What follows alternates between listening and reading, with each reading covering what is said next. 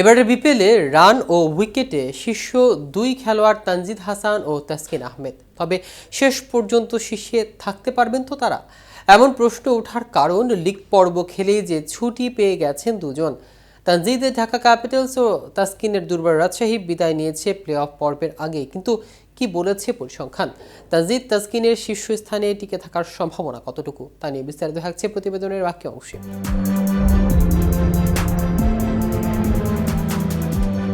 Eliminator দুই qualifier ও final BPL এর match বাকি চারটি। ২-৪ ম্যাচ শেষেও তানজিদ ও তাসকিন শীর্ষে থাকতে পারবেন কিনা প্রশ্ন সেটাই। ২৫ উইকেট নিয়ে এক বিপিএলে সবচেয়ে বেশি উইকেটের রেকর্ড গড়া তাসকিন অবশ্যই একটু স্বস্তিতে থাকতে পারেন। উইকেট সংখ্যায় তার সবচেয়ে কাছে থাকা ফাহিম আশরাফ ফিরে গেছেন দেশে।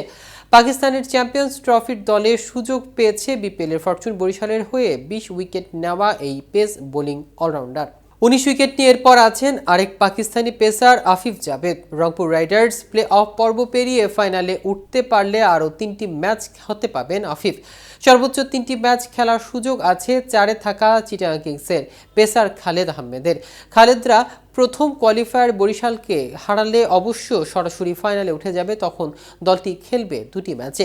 এবারের বিপিএলে পেসাররা কতটা গুরুত্বপূর্ণ ভূমিকা রেখেছে বোলারদের শীর্ষ ১০-এ চোখ বোলালেই পরিষ্কার।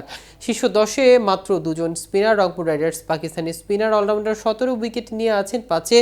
শীর্ষ ১০-এর আরেক স্পিনার আলিস আল ইসলাম চিটাগাং কিংসের বোলার ১১ ম্যাচে ১৪ উইকেট পেয়ে আছেন ৮ নম্বরে। শীর্ষ ১০-এ থাকা অন্যরা আবু হায়দার, তানজিম হাসান, মুস্তাফিজুর রহমান ও মোহাম্মদ সাইফুদ্দিন। ব্যাটিংয়ে তানজিমকে হুমকি দিচ্ছেন মোহাম্মদ নাইম। তানজিদকে টপকে যেতে ৪২ রান দরকার খুলনা টাইগার্স ওপেনারের। এলিমিনেটর খেলা খুলনা ফাইনালে উঠলে ৩টি ম্যাচ পাবেন নাইম।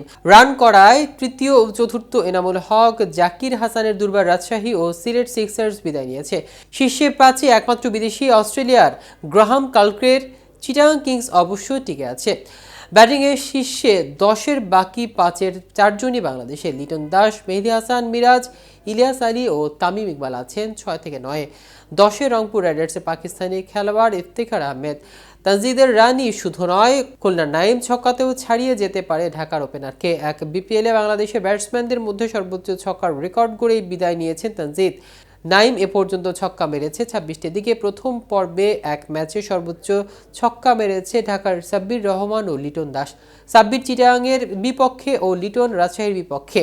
২টি ম্যাচেই হয়েছে সিলেটে। সর্বোচ্চ ইনিংস লিটন দাসের, সিলেটে ঢাকার হয়ে রাজশাহীর বিপক্ষে। সেরা বোলিং তাসকিন আহমেদের। মিরপুরে রাজশাহীর হয়ে ঢাকার বিপক্ষে স্বীকৃত টি-২০ ইতিহাসে যা তৃতীয় সেরা বোলিং। এতক্ষণ আমাদের সাথে থাকার জন্য ধন্যবাদ। কেটিভি ক্রিকেটের সাথে থাকুন।